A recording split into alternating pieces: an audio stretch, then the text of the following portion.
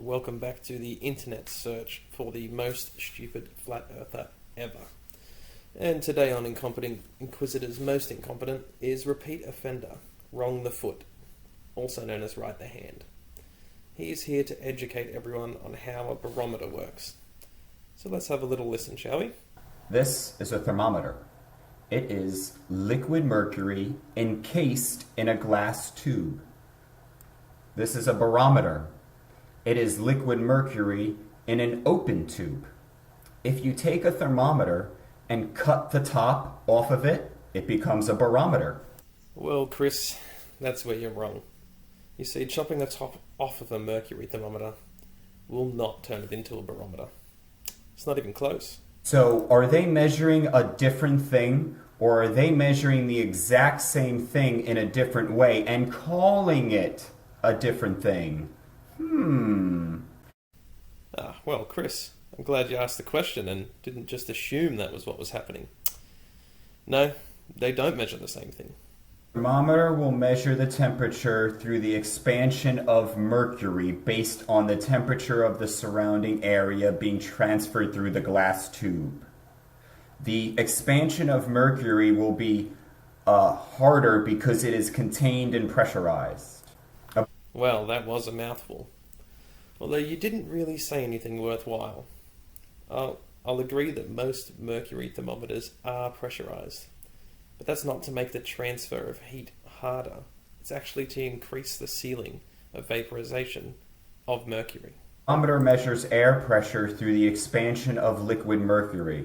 The only difference is that the expansion of liquid mercury is under different physical conditions than it is in a thermometer. It is not pressurized, so the mercury is freer to expand. Well, you're wrong again there, Chris.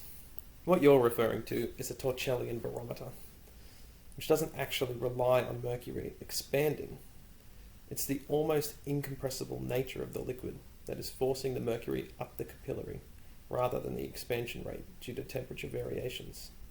You would see that if it was enclosed, like a thermometer. The barometer is simply measuring the displacement of mercury in the inverted tube as it reaches an equilibrium with the atmospheric pressure pushing down on the open dish at the bottom. Here's a diagram illustrating the purpose and function of a Torchellian mercury barometer. The only difference between a thermometer and a barometer is that in a thermometer, the liquid mercury is totally enclosed and pressurized, and in a barometer, it is not. That is the only difference. Well, the fact that one measures temperature and the other measures atmospheric pressure is another pretty obvious difference. The actual physical, tangible, hands-on, wiggle it, is the liquid expanding.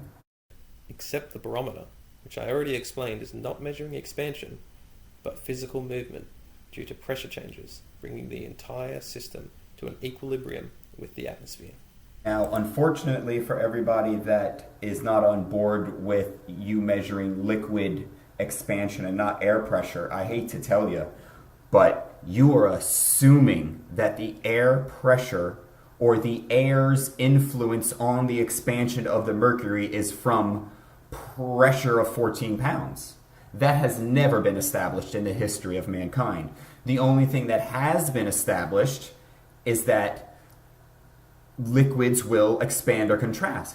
That's it. That's what you have. That's your tangible physical piece of evidence, and it's from that the extrapolations about air pressure and how much push the weight of the air has. But at the end of the day, what you have in your hand to hold and to touch and to feel and to manipulate is the expansion of a liquid.